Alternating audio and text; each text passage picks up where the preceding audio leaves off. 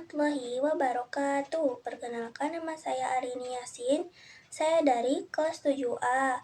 Sekolah di SMP Muslimin Panyaungan akan membahas rangkuman dari buku yang berjudul Laskar Pelangi yang dibuat ke dalam sebuah AI. AI singkatan dari alasan, isi, hikmah.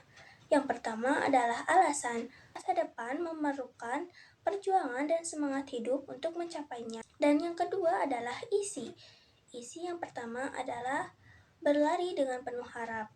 Yang kedua, menyemangati diri sendiri. Yang ketiga, menghindari rintangan dengan semangat hidup. Yang keempat, jangan menyerah dalam perjuangan. Dan yang kelima, perjuangkan apa yang diinginkan. Dan yang terakhir adalah hikmah. Hikmah yang dapat saya berikan adalah hidup penuh dengan tantangan dan perjuangan. Namun dengan semangat dan harapan, kita dapat mencapai apa yang diinginkan. Jangan menyerah karena masih ada harapan lain yang dapat diraih. Sekian dari saya. Mohon maaf apabila ada kesalahan. Wabil taufik wal hidayah.